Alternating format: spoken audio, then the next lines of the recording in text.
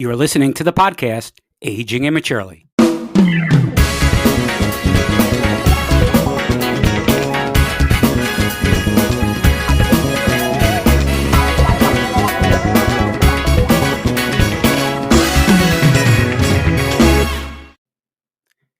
Aging Immaturely is brought to you by Anchor. If you haven't heard about Anchor, it's the easiest way to make a podcast. Let me explain. First of all, it's free.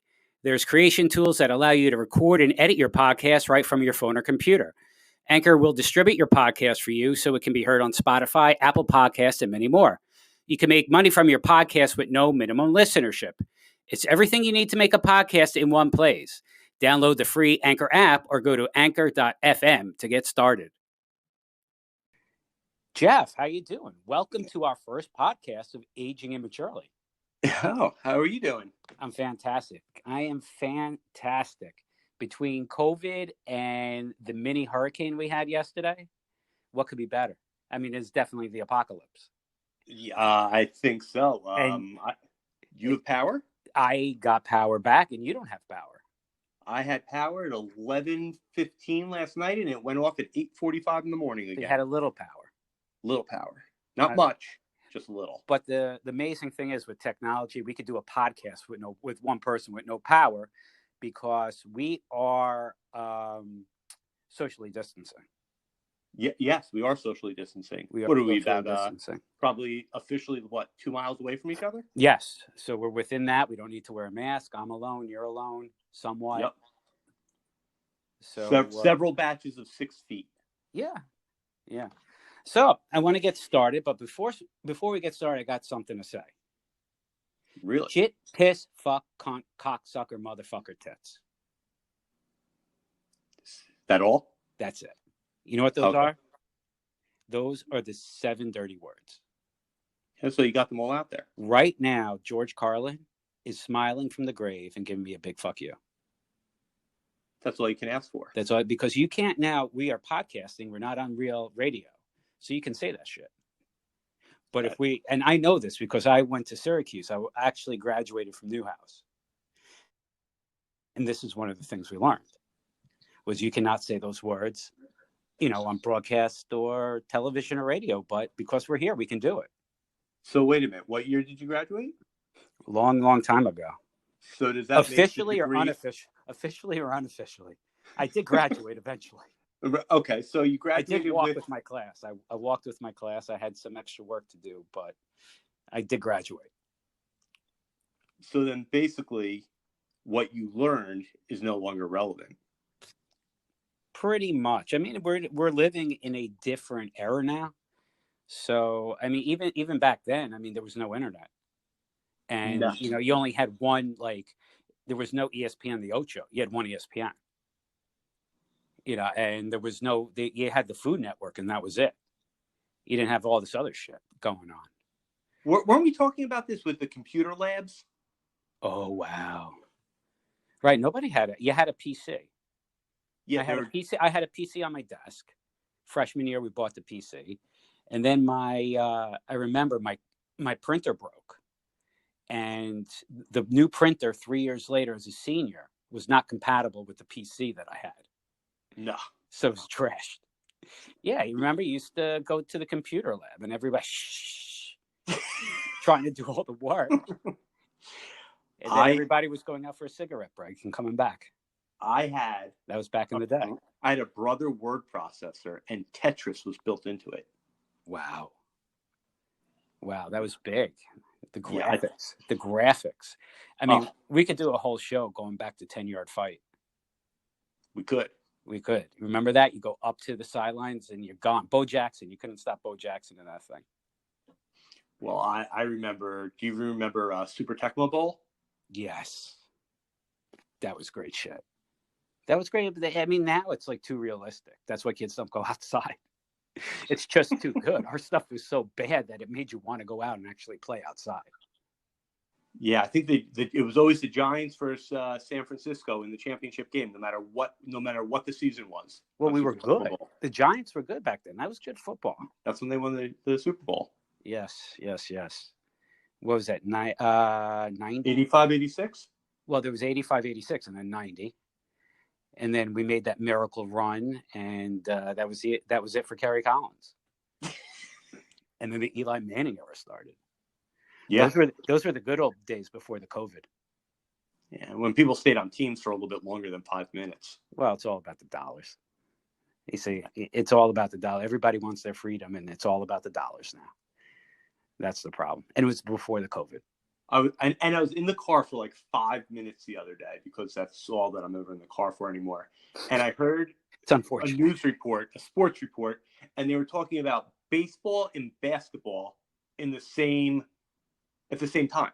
And it was just so bizarre to me that you're like mixing up all these sports based on the seasons now. No. It's good. I mean, I haven't watched the lick of basketball. I couldn't watch it. I thought it was horrible. No. Baseball's pretty decent, with the fake fans, but at least you get in the game. Hockey's pretty good. You get some, the fake noise that they pump in, subtle, but basketball is horrible. Yeah, no. With the digital fans, and they're playing in a ballroom, and it looks funny. It looks like the rookie, when they have the training camp down in Orlando. It sucks. Yeah, nothing's the same. It lost all of its. It lost a lot. It's nothing. Anything that happens this year is going to be, with an asterisk next to it, and it's not even. I don't even know why if somebody has a long career ahead of them, I don't know why they'd even risk playing today for fear of getting injured. Well, a lot of people opted out. Not that many, but I think there's going to be the possibility that come football that it ain't going to work. No, I don't know how it's going to. I just don't see it. I just don't see it. I mean, it's the you're traveling, and that's the problem that they're having with baseball right now. At least basketball, you're in a pod. Hockey, you're in those pods. But I just can't see football with that many people traveling that it's going to work. It's going to be very interesting to see. Yeah. I know fall's going to suck. No football. I mean, I like those, the days you can, for me anyway, you can wrestle a couple of minutes on the couch and watch college football. You see, the key is, I got 3 boys. The key is to get at least one kid into watching it, and then you're okay. Because then you're spending family time. It's family time. Like, and my little one got into it, so he knows all the games. And trust, I'm a Syracuse fan, diehard Orange, but I love watching, SEC football.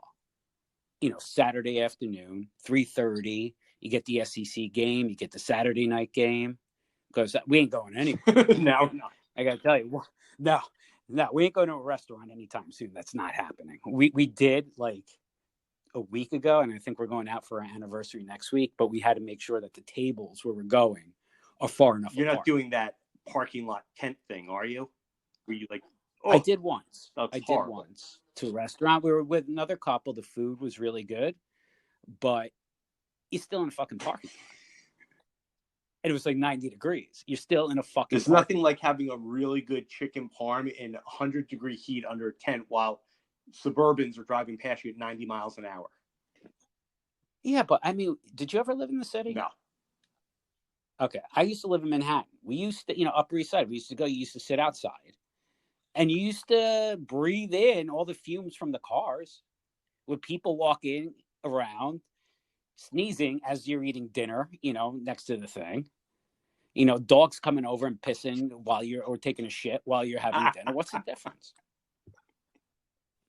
But it was in Manhattan, so that's okay. Yeah. If it's in Manhattan, it's what's left of Manhattan now. Yeah. With what's not boarded up. Disgusting. Oh, it's horrible. I haven't been in, but people have told me it's just bad. It is bad. Like basically Penn Station is a giant homeless shelter and they're doing drugs. It's sad. It's sad. I mean, we worked between Rudy, and I'll even give Bloomberg a little credit. I mean, it took coming from where we were, when we used to go to the city, and you couldn't walk down 42nd Well, that was Street. like the 70s.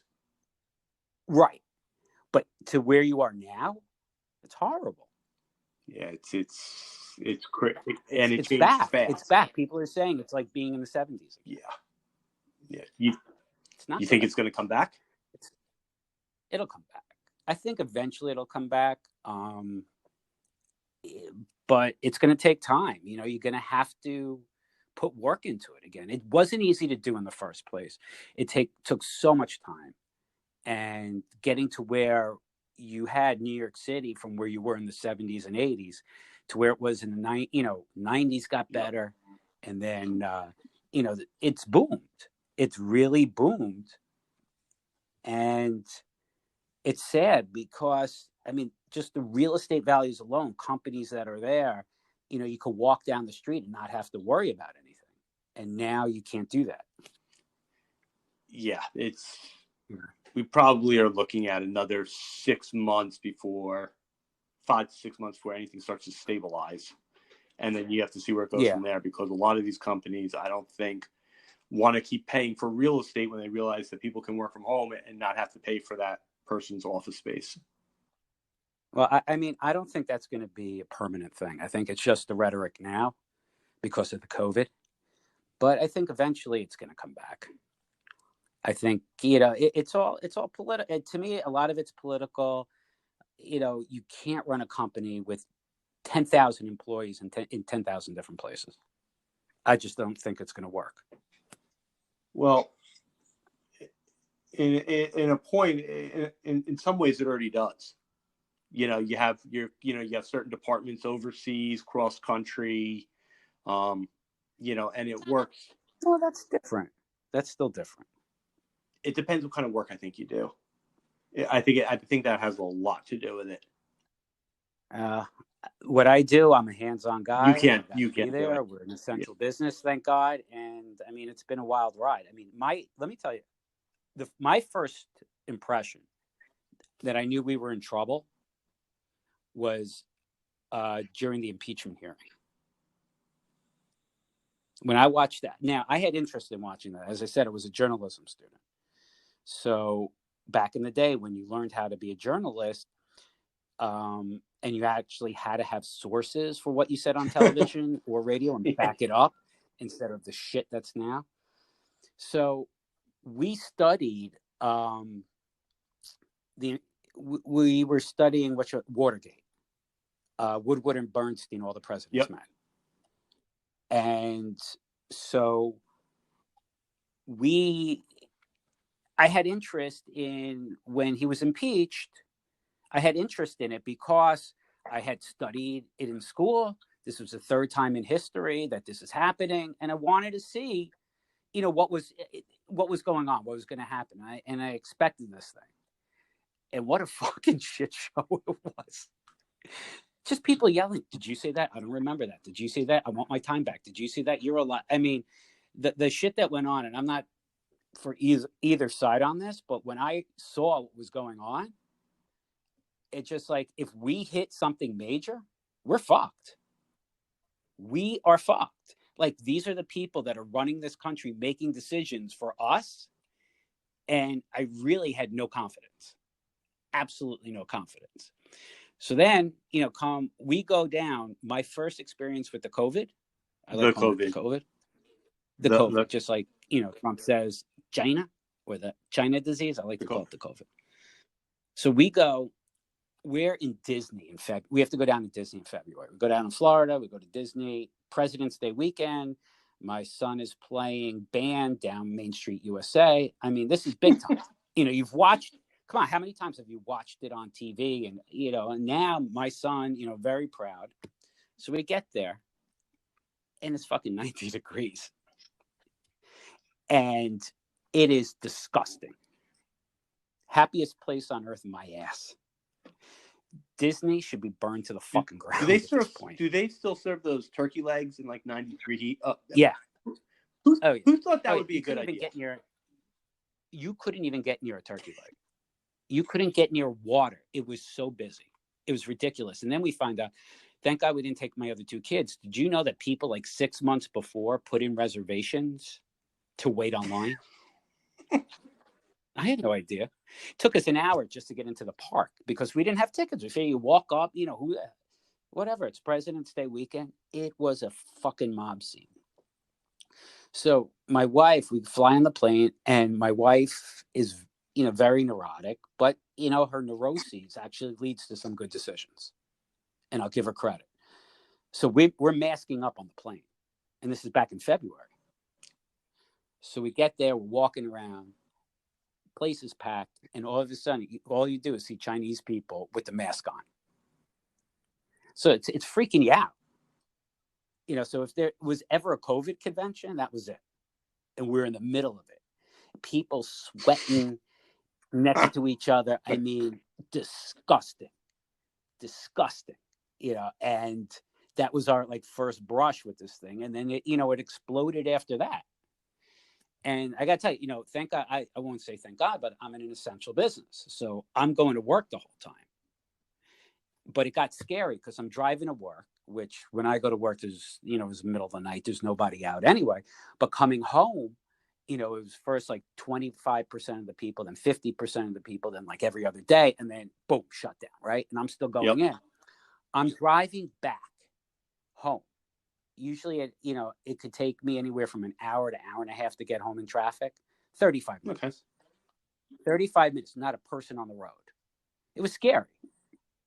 And during the height of it, when they're saying, 10,000 people are going to die in New York tomorrow and this and that. Remember that? I thought, so you go out on the street, you're scared. You don't know what's going to happen. I just expected people to be walking down the street and dropping dead. That's the way they made it sound. And then remember, then they're going to start digging up Central Park to make graves because they're going to run out of grave sites. Well, when they brought in the floating hospital, what was that, from the Navy? That was one thing.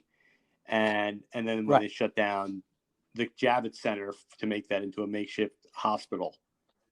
For the 10 people. Yeah, which, look, you can't blame them. You can't blame them, for overreacting because sometimes, you overreact. Look, there's people without PPE, this and that. I mean, we still weren't prepared. However, look, at the end of the day, nobody died because they didn't get onto a ventilator. They died because they were old or, in a or they had an underlying condition that they knew about or didn't know about. Right. So, I mean, but they scared the shit out of you. Well, yeah, and it was I don't think that there was. I don't think that there was. When you're trying to assess the situation and you look back, if the president would have shut down the country, February 1st, people would have said, "He's crazy. You're an asshole. You're overreacting." Right. But then he shuts it down, and then everybody says you came in too late. So to me, there's no winning the argument of, were we prepared? Was it done right? Did we overreact or underreact? It was a no-win situation. Oh, definitely. I mean, there was you couldn't win. Look, nobody, they want, they come out, we left you with a framework to what to do. That's bullshit. Because all your other diseases that we've had, I forgot the name of them, whatever, it doesn't matter. But it was nothing like this. It was nothing like this. And I said from day one when this started that it was definitely a lab. Remember that? And I said, no, it came from the wet markets. I said it was definitely a lab. And then you had those news reports for a week, and then it died out. You never heard about it again. Yeah. Nobody proved it.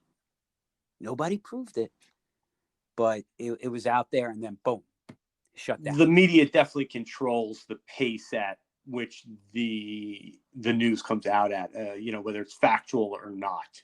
It's like I say that, COVID cured vape lung, because you don't hear about vaping anymore. It was like a national emergency that everybody was vaping, everybody was getting sick, emergency hospital visits, and then all of a sudden COVID comes, which was definitely a high priority issue, but then vaping disappeared. The issue. Well, we haven't had any terrorist attacks unless they're all dead from COVID. Nobody knows. Everything just died out. But I mean, it was scary. I thought, honestly, have you ever seen the movie Zombieland? No, I've heard of it though. Oh. I don't know if I drank too much one night. I had or whatever I was doing just to get through the fucking mess, because everybody was fucked up. But I thought we were going to be like in Zombieland. check out the movie. And I know everybody was watching like Contagion and all that. I thought like I was going to have to Woody Harrelson up. I was getting my shotgun. I was changing my name to like Las Vegas or Atlantic City. And I was getting ready. I thought we were going to have to shoot like COVID zombies were going to be coming up out of Central Park, and attacking everybody. But, that were the visions. Well, the movie that I just rewatched again was The Matrix. I haven't seen. You've never seen The Matrix? Never seen The Matrix. I know I try to watch it when it's on. That's one that's gotten by me. Which for me is pretty outstanding that you can get like one of those movies behind me. Well, if you've read any of like the psychedelic LSD, psilocybin studies that they've been kind of picking up on recently, it's been making like a resurgence. Forget about the study, man. Fucking just do the drugs. It's kind of like, which reality are you living in? And that's what I kind of read of. Are we really in, is this our reality or is this something else? Well, this is our reality right now. Unfortunately or fortunately, we got to get through this shit. I what galls me, and I think you can attest to this since you're working at home. This is the new normal, and it shouldn't be the new normal. We should be, if you're saying that this is the new normal, then you're giving up. To me, you're losing to the disease, and you're just giving up. You should be able to fight to get back to normal life, and that's where I think we have to go to. I mean, look, you're working from home. How's that working out for you? It's actually been pretty good in the sense of, I don't commute. I mean, it's a big game changer. I mean, I'll give everybody their due. Look, I drive my car. Some days it's good, some days it's bad. But I mean, the fucking commuting on the railroad and the subway is disgusting. I think. I mean, I think from a corporate standpoint, more so than a small business standpoint, you're dealing, cross country, internationally, it depends where you're coming from. My day hasn't changed all that much because I was always on the phone with people, internally that are, in the Midwest or out West or, overseas and things like that. So that really hasn't changed much. It could become the new normal, but there's definitely a lack of social interaction, seeing people. But right. That's important. It is. You need that. I mean, You definitely need that. You definitely need that. Yeah. I mean, let me ask you something else. Is it any advantage with the wife being home? She making you lunch? Well, actually, you can't go by my wife. She's always made dinner. She's always made lunch. She's unique in that respect. I mean, from a crazy standpoint, I've got to see what goes on during the day in the house that I never really got to see. But that's not even normal with the kids being home. No, it's not. So I've got to see. I don't think, honestly, it's not for me. Forget about the business aspect of like if we had to close. I was just dreading being home all the time. I couldn't take it. Like I said, I feel a caveman instinct to go out and hunt. I need, as a man, I need to go out and hunt during the day. I need to go out and get my dinner. I need to go hunt those animals and come home and bring that back. So I think like working from home is a little emasculating to a point, being home all the time. We have those animal instincts, and we have to have, and for me, I have to have it. I have to go out. I'm a hunter. I need to hunt. You need your meats and skin pelts to make clothing? Yeah. Yes. I bring them home. I have 3 kids. I bring home a cow. 3 boys. We eat a lot. I can't. I couldn't. I think I would shoot. I don't know how, like, between you and me, how like some men and women work together in like the same business. Yeah, like no, I've seen that. Not for me. Certain people it works for, some people it doesn't. I'd rather have my wife shopping. I'd rather have her shopping than working in the same office as me. Wow. Is she listening to this? Not yet. She's going to be very excited when she hears that. You'd rather have her shopping. I'd rather have her shop. I need that. I love her. Trust me. But, what is it? Makes the heart grow fonder. Distance. See how much loving I am. I distance myself every day. I leave the house and I got to tell you, she will agree with you, because a few times that I've been home. Oh no, they want their distance. Oh no. Like if I have to, if my kids have like let's say a play or one of those harmonica things that they do at the school that you see a kid for like 5 seconds, you wave, you're there, they play your instrument. I fuck up the morning. Yeah. I totally screw it up. Like my kids get so excited that I'm home that like the whole schedule. Do you ever get off. this doesn't happen when you're not here? Yeah. Every day. Yeah. Oh yeah. I come home and it's like a storm. It's like, oh my God, everybody was calm until you came in. Until you came home. Yeah. Okay. Then that's one of my favorite lines. And then if you don't participate, it's like, you're not what are you doing? Why aren't you helping? Right. Or why aren't you playing with them? You just told me I fucked the shit up when I came home. And now you want me to go play with them. You get them all riled up. Well, what do you expect? Everything was fine up until 5 minutes ago. Yes. You gave him candy? Oh, no. I just told him I just didn't say no. No, they want their, the wives, they want their cake and eat it too. You ever get this on your ride home? You're sitting in traffic and the wife calls and says, the kids are acting up. You've got to take care of this when you come home. You come home and start yelling. And then the wife says, why are you yelling at them? No, you know what happens? I get stuck in the traffic.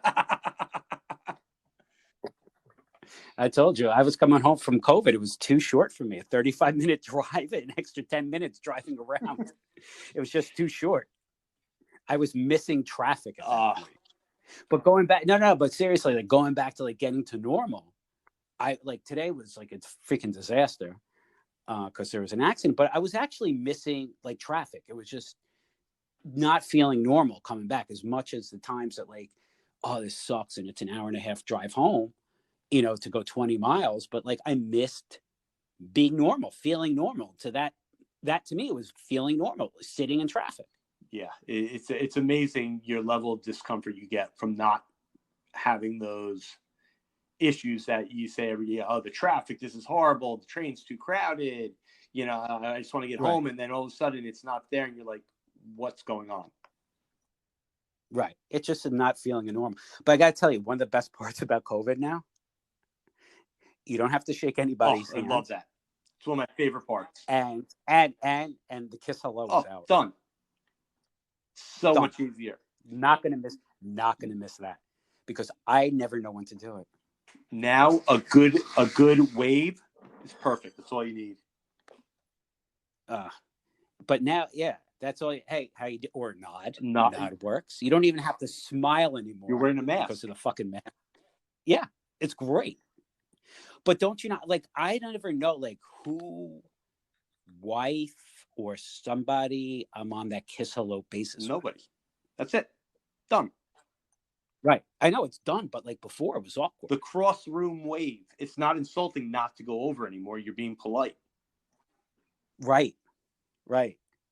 Hey, how are you? Great. Hey, see you later. Good to see you. And that like, the word, I get confused now. Sunglasses and a mask. Perfect cover up. But I don't know, are they smiling? Or am I nodding? I can't tell who it is. Are you acknowledging me? It's very difficult. But it's welcome. Right. Being rude to a point now is okay. It's perfectly fine. It's not like, oh my God, he didn't come over and shake my hand. No, gave me a nod. He was being polite. Keep socially distant. Right. You checking out my wife's ass from afar with the sunglasses and the mask. That's great. That's all that you need. Yeah, it's all good. But I don't know. I don't know what the answer is going to be here. I think, as far as going back to work, look, I get the fear because I haven't stopped. So for me, the fear of leaving, the comfort of my house and going back to an office, and especially for me, who, we own our building. It's like part of our family. It's very different than going into a random office or even the office that Your you had business before. it's very different than like a large Right. global corporation. There's a very huge Corporation. difference. Yeah. I mean, but I just, so I have that comfort, but I won't go I try to avoid like shopping in stores. Yeah, that's totally different. And like, I'm not comfortable. I run out of like, if I don't have to go to the supermarket, I don't go to the supermarket. If I was working in a small office where there was like 5 to 10 people, I'd be okay with that. But not when there's like, Right. When you're, in a large office building with, elevator banks that you're going, 12, 15 people deep on every, elevator ride. And then you get on a floor and there's 100 people on that floor. It's very different. Can you imagine how many snotty fingers touch those buttons? Oh, it's gross, disgusting. I know now they're now they're pointing out how disgusting. Really right, that's what I was just gonna say. Like, I wonder if there's gonna be less cases of the flu this winter if people are distant. They don't go into the office every day. Well, nobody's going anywhere. No, kids will be in school for 2 weeks. That'll be a shit show, and then they'll be home. Yeah, they're never good. And that's when I hightail my ass out of here and go to work. Set up a cot in the office. Not that far yet. I still want to come home. A little bit. Yeah. Oh, the weekends are gonna suck. There's gonna be nothing to do. No. Like, my wife is always like, I sign my kids up for sports to get out of the house. Yeah. Because for me, it's social. Look, I have a small business. I see the same 5-6 people every day, and it's nice. Like, I go out, I see people my age, and it's fun and it's very social. Hey, how you doing? And it's like, you isolate yourself in the summer to a point, except for this summer where, we see everybody every Saturday and Sunday anyway. But like the summer, we have our little group and that's it. But then, come the winter, you go to see baseball or roller hockey or this or that. It's like everybody's out again because of school. So it becomes very social. You think there's going to be less sporting events for kids going forward? I mean, I don't mind the outdoor sports. My son's playing baseball. That's all good. And hopefully he'll continue in the fall because I think it's important for them since they're not in camp. Look, my kids are very active. They can go 24/7. But I think in the fall, it's especially if they're not in school as much, even 2-3 days a week, I think you need those times, and I believe in sports from teaching kids how to play, how to be on a team, how to work together. And I think that's got to be ingrained at an early age. A lot to it. Yeah, there's a lot to it, but I think it's going to be important. I don't know how you have school or not have school or debate school and then like have basketball or hockey inside. Because you're putting the parents at risk. To me, well, that's the same with school. You can't go eat. You can't go to a gym. Gyms aren't open, but yet you can like play sports inside as a kid. I don't know when gyms are going to reopen. I don't think. Thank God I didn't invest in that gym. I don't think at least until January or maybe it's impossible until they can start opening theaters at 50% or 25%. Did you hear the mayor the other day, de Blasio? With in regards to what? Well, you can't eat indoor. You can't have indoor dining in New York City. So the restaurant permits sit outside, and like let's say they're going to push them to October. But they're not allowing you to eat inside. But yet next June 1st, you'll be able to eat outside again. So he expects all these restaurants to close down in the winter and possibly reopen next year. It's like they're all ice cream shops. Right. And pay rent. That's not going to happen.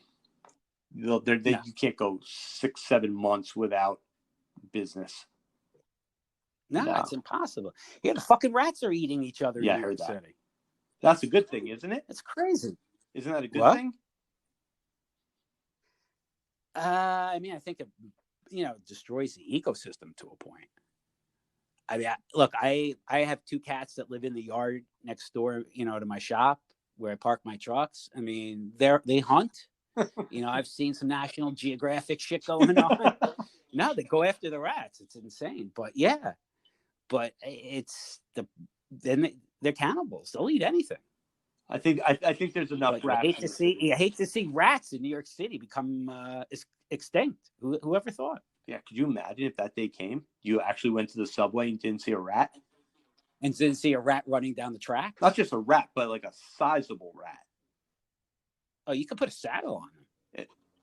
You could ride those fucking things. Forget about the cops on the horses. You could ride a rat for riot control. Maybe that's what they should switch up to. Saddle up a rat.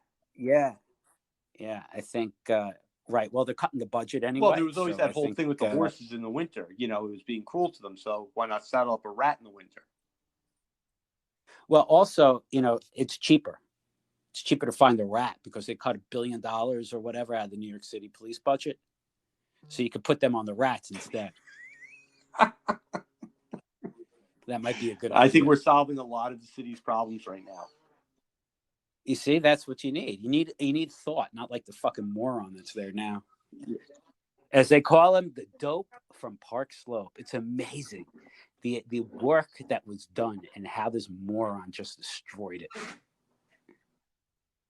Now they're inviting people. They need tourists to come back, but yet they're going to put up checkpoints. Oh, yeah. Military-style checkpoints to make sure people that come to New York City, they're basic. It's 2 ways to look at it, I think. One way is they want people to come to New York City, right, and not spread the disease, the COVID. So they're setting up these checkpoints, and as you come into the city, they're going to be stopped, and they're giving you that you have to. It's a quarantine for 2 weeks. But yet, maybe de Blasio might be smarter than we think. Because the city is doing so bad that you come and you're stuck here for 2 weeks to spend money. Nobody ever thought of that one. So in order to go on vacation, reverse psychology. So in order to go on vacation in New York City for 1 day, you have to quarantine for 2 weeks and then quarantine for 2 weeks out. Wherever you're going back. If you come from a hotspot, you have to quarantine for 2 weeks. And they're going to fine you. Yeah, I heard that. That fine's pretty steep. Yeah. But I wonder if you come in and tell them that you're protesting. Then do you have to quarantine or just protest? You mean come in as a protester to avoid quarantining? Yeah. Does a protester have to quarantine? I don't know. Think about that. That's actually a good angle for going on vacation. I'm not here for vacation. I'm here to protest. I'm here to protest. Yeah. And then you can do whatever you want. That's a great idea. Yeah, you can go anywhere. You can steal shit. That's the other thing. If you're saying you're a protest man, you can go get yourself a pair of Gucci shoes and new flat screen TV. Yeah, flat screen TV. You can get you can go through New York City, bust some windows, get some swag, and hey, there you go. That's a great vacation. Protest vacation in New York City. Surprised it hasn't been used yet as a way to get more traffic through. Well, I think I got, you know what I'm going to do? I'm going to put it on Expedia. Maybe I'll get something through Travelocity. What are those ads? Come to New York for free. Stay for 2 weeks, bust up some shit, stay here protesting. Airbnb. Grab a watch, a pair of shoes. Well, they're like trying to shut those down. Actually, you know what they should do? Since there's so many retail stores that are vacant, let people sleep in there. Charge them a low overnight fee. Yeah, but then somebody's just going to come in and bust the windows anyway and steal everything. So I don't think it matters. I don't even think you need a charge. You could just stake your claim. Squatters' rights. That's what they should have done. Well, even if you get arrested, you're out within an hour. Yeah. Because there's no bail. You don't have to post bail. You can fuck shit up, go out, boom. You're out there on the streets again and doing it again. Yeah, they made it convenient like that. I'm telling you, come to New York City. Come to New York City and protest. Great vacation. Steal some shit. Get some swag. Support your local business. Spray paint. You could be an artist and spray paint stuff.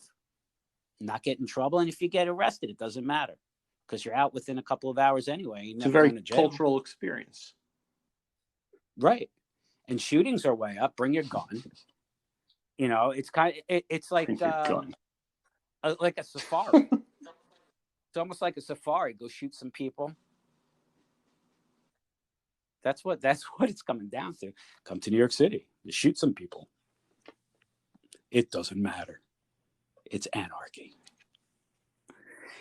It's amazing. It's amazing just what the last couple of months have done to us. Yes. And who the fuck knows where we're going next? Nope, no idea. No idea. But you know what we'll do? We'll discuss it next time for episode 2. And that's going to do it for today's episode of Aging Immaturely. If you have a product that you would like to discuss on air, please email us at agingimmaturely@gmail.com. You can also follow us on Instagram and Facebook at Aging Immaturely.